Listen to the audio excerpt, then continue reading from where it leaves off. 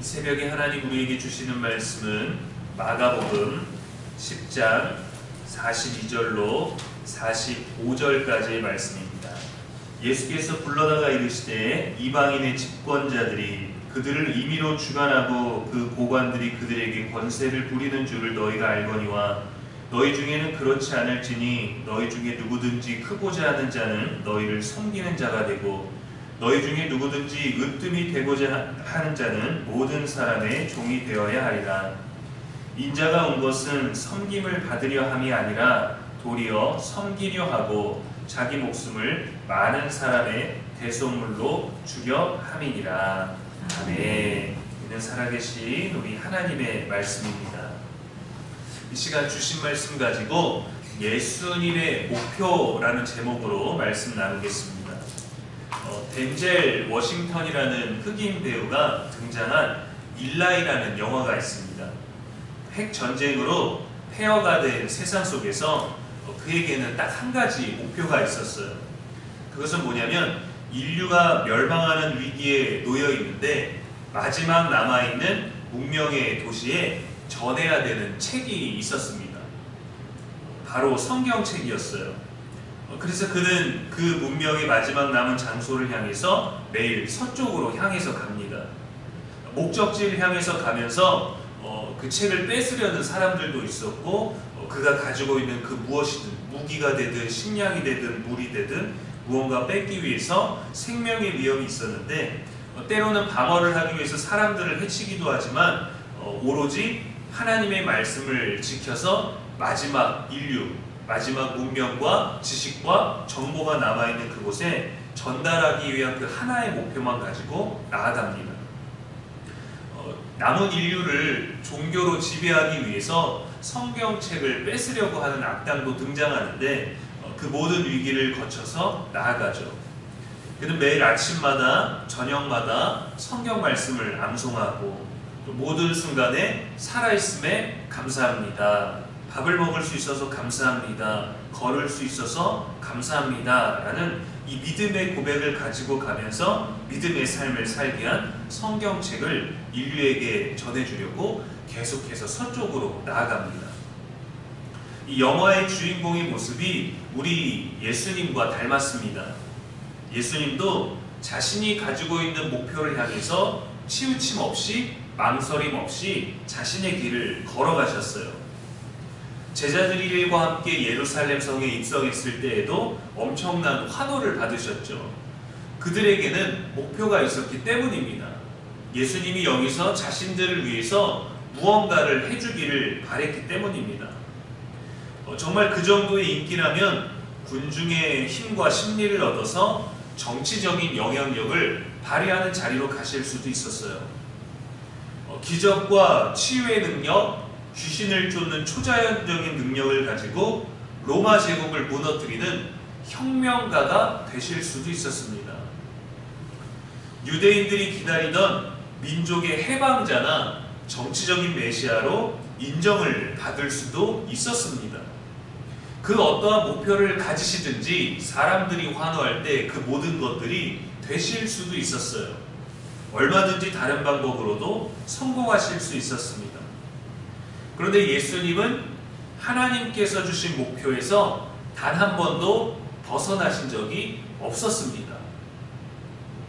그분의 목표는 바로 하나님의 뜻을 이루는 것이었고 하나님의 뜻은 오늘 45절의 말씀처럼 자신의 목숨을 많은 사람의 대속물로 내어주는 것이었어요.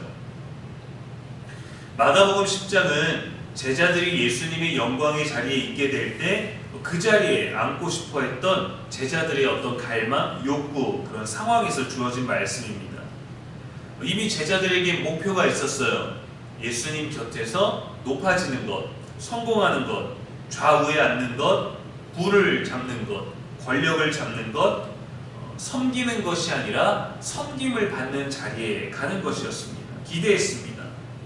그런데 예수님의 목표가 늘 정확하셨기 때문에 제자들과 정반대의 길을, 군중들과 정반대의 길을 선택하셨어요.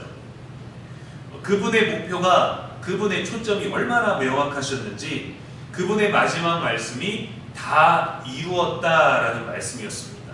다 이루었다.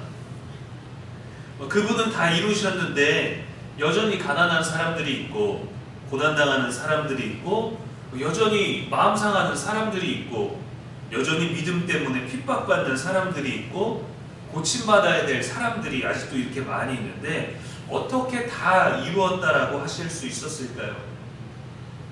자신에게 주어진 일을 다 마치셨기 때문입니다. 그분만이 하실 수 있는 일, 그분에게만 주어져 있는 일을 마치셨기 때문이죠. 화가가 붓을 내려놓고 조각가가 망치를 내려놓고 작가가 펜을 내려놓을 수 있는 것처럼 그분에게 주어져 있는 정해진 작업을 완전히 마치신 겁니다. 하나님의 뜻을 이루신 거예요. 사람들이 환호할 때에도 흥분하거나 교만하지 않으셨고 그 사람들이 돌아서서 비방할 때에도 미워하지 않으셨고 원망하지 않으셨고 제자들이 배신하고 달아날지라도 낙심하지 않으셨고 분노하지 않으셨고 자신의 목표에서 늘 벗어나지 않으셨어요. 그래서 우리들에게 구원이 이루어질 수 있는 거고 치유가 이루어질 수 있었던 것이었죠. 그분은 오늘 이 자리에 나온 저와 여러분을 바라보면서 내가 이 땅에 온 이유는 너를 위해서란다 라고 말씀해 주시는 겁니다. 그분은 원래 목표대로 희생제물이 되셨고 저와 여러분을 위한 사랑을 이루셨고 그 사랑은 너무도 피곤하지만 우리가 이 시간에 우리를 예배하게 합니다. 종종 우리의 삶은 쉽게 산만해지는 경향이 있습니다. 분주하고 반복적인 일상에서 흐름이 깨질 때, 예상치 못한 일정이 생길 때, 너무 단조로울 때, 모든 때 우리들은 산만해지는 경향이 있어요. 그래서 하나님은 우리가 예수님처럼 되어서 마음에 분명한 초점을 가지고 살아가기를 원하십니다. 하나님의 계획은 그분의 자녀들을 구원하는 것이었어요. 이 세상에 존재하는 모든 인류를 구원하는 게 하나님의 목표셨습니다. 아무도 멸망치 않고 다 회개에 이르기를 원하노라. 이 분명한 목표를 가지고 계셨습니다. 그래서 예수님은 어디로 가야 할지를 아셨고 왜 가야 되는지를 아셨고 누구를 위해 가야 하는지를 분명히 아셨어요. 사람들을 사랑하시면서 그들이 아버지 집으로 돌아오기를 간절히 바라는 그 하나님의 마음, 그분의 이야기를 사람들에게 들려주는 것이죠. 일라이라는 영화에 나왔던 그 주인공도 하나님의 이야기를 인류에게 남겨주기 위해서 오로지 성경책을 전달하는 것만으로도 자신의 삶의 목표로 삼았습니다. 때로는 약한 자를 도와줘야 되고 때로는 빼앗기고 괴롭힘 당하는 사람들을 도와줘야 되죠. 그러나 그에게는 그런 여유가 없었습니다. 다시금 인류가 완전히 이 핵전쟁 안에서 방사능으로 멸망하게 될 위기에 놓였을 때 전해줘야 될 분명한 목표가 있었기 때문에 때로는 냉정해지고 때로는 다정해지고 때로는 결단을 해야 했던 것이죠. 우리도 단순히 좋은 사람으로 보이고 친절한 사람으로 또 능력 있는 사람으로서가 아니라 우리가 살아가게 되는 모든 순간을 하나님이 이 땅에 살게 하신 목적으로 기억할 수 있기를 소망합니다. 내가 오늘을 사는 이유는 안 죽고 잘 먹기 위해서, 많은 돈을 벌기 위해서, 그런 모두가 살아가는 반복적인 일상 말고 우리가 특별히 건강이 문제가 생기지 않으면 이 반복적인 일상 그냥 보냅니다. 어느 날 특히 아프더라도 몇 달을 고통스럽게 보내더라도 그냥 그 하루들이 사라져요.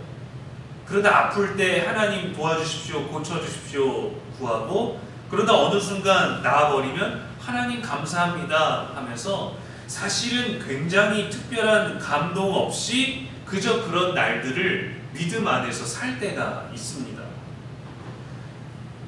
사도 바울은 목표가 분명했습니다. 빌립보서 3장 14절에 표대를 향하여 그리스도 예수 안에서 하나님이 위에서 부르신 부름의 상을 위하여 달려가노라 고백했어요.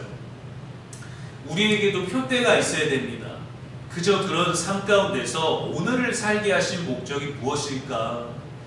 벚꽃 하나만 봐도 그 흩날리는 것을 보면서도 여러분 우리의 마음 가운데 얼마나 많은 감동이 있나요?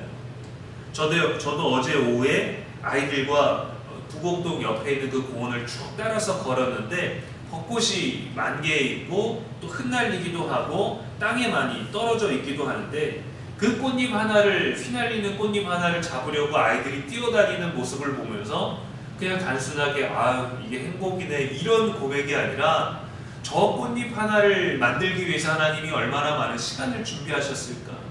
저 꽃잎의 아름다움을 우리들에게 보게 하시려고 얼마나 많은 세상의 섭리를 구현하셨을까?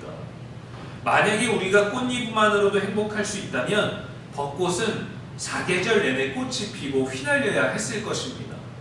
그러나 그것이 만개하는 날을 우리가 정할 수 없고 그것이 피는 날씨를 정할 수 없고 그것이 떨어지는 바람과 비를 우리는 정할 수 없잖아요.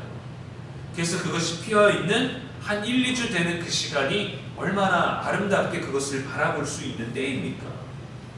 그것만 볼 수 있는 우리들의 삶의 때를 정해주신 것처럼 우리들에게도 주어진 날을 살아가는 아름다운 순간을 주셨을 거예요. 누군가를 만나는 짧은 순간, 누군가를 마주하는 짧은 순간이지만 누군가 우리에게는 벚꽃잎 하나처럼 아름다운 순간일지도 모릅니다. 하나님 내게 누군가에겐 장미처럼, 누군가에겐 바람처럼, 누군가에게는 만개한 벚꽃처럼, 누군가에겐 땅이 흩날리는 벚꽃처럼, 누군가에게는 바람에 날리는 벚꽃처럼 우리를 이 땅에 살게 하신 그 목적을 가질 수 있기를 소망합니다. 바울에게는 예수 그리스도의 복음을 전해야 되는 분명한 목표가 있었기 때문에 감옥에서도 기뻐하고 고난 속에서도 감사할 수 있었어요. 멈추지 않을 수 있었어요. 오히려 그 감옥에서 죄수들에게 복음과 찬양을 전할 수 있었습니다. 우리는 지금 삶의 뚜렷한 목표를 갖기에는 좀 늦었다라는 마음을 갖기도 합니다. 그러나 예수님을 닮는 일이라면, 하나님의 일이라면, 믿음을 지키는 일이라면 언제나 지금이 가장 좋은 때입니다. 일상 속에서도 믿음의 목표가 흔들리지 않도록 여러분 항상 이렇게 점검하십시오. 나는 지금 하나님을 섬기고 있는가? 지금 내 하루는 내가 하고 있는 모든 것들은 하나님을 섬기고 있는 것인가? 예수님께서 자신의 인생의 목표 섬기러 온 것이고 자기 목숨을 많은 사람의 대속물로 주려 했던 그 목표를 가지신 것처럼 나는 오늘 하루를 통해서 만남을 통해서 이 일을 통해 하나님을 섬기고 있는지를 점검하십시오. 하나님은 우리의 인생의 어느 시점에서든지 새롭게 시작할 수 있는 기회를 주십니다. 어제 나는 왜 그랬을까가 아니라 오늘 나는 하나님을 섬겨야 되겠다. 섬김을 받기 위한 때가 아니라 도리어 섬기고 예수님처럼 분명한 목표를 가져야겠구나라는 이 마음이 반복적으로 되새겨진다면 우리는 충분히 하나님 안에서 목표를 가는 삶이 될 수 있을 것입니다. 우리를 위해서 자신을 내어주신 예수님의 목표가 선명하고 분명하셨듯이 믿음을 가지고 이 세상을 살고 또 하나님 주신 오늘을 사는 저와 여러분의 매일의 목표가 예수님과 같이 흔들리지 않고 분명하게 있게 되기를 주님의 이름으로 축원합니다. 기도하겠습니다. 하나님 아버지, 우리의 삶이 주님의 뜻을 따르게 하여 주옵소서. 오늘의 하루가 나의 평안하고 안정된 하루가 아니라 하나님을 섬기고 있는지가 분명한 하루가 되게 하여 주옵소서. 예수님의 삶의 목표가 우리의 구원이었듯이 예수님이 우리의 목표가 되어주사 구원받은 우리도 잃어버린 영혼을 구원하는 일에 작게라도 쓰임받게 하여 주옵소서. 하루를 시작하기 전에 주의 전에 나와 하나님과 먼저 예배하며 기도하며 말씀으로 시작합니다. 진정으로 구별하여 시작한 이 하루가 구별된 하루를 만들게 하여 주시옵시고, 지금의 시간으로 말미암아 피곤한 때가 몰려올지라도 하나님 우리의 영은 충만하게 하여 주옵소서. 예수님께서 우리를 위한 분명한 목표를 가지셨듯이 우리도 예수님을 향하여 하나님이 살게 하신 하루 가운데 거룩하고 경건한 분명한 목표를 가지고 살게 하시고, 주님을 섬기는 일에 있어서 흔들림이 없게 하여 주옵소서. 믿음의 길을 걷고 그런 하루를 사는 우리가 될 수 있도록 성령이여 붙들어 주시기를 원하옵나이다. 오늘도 우리의 영원한 사랑과 소망이 되신 예수님의 이름으로 축복하며 기도합니다. 아멘.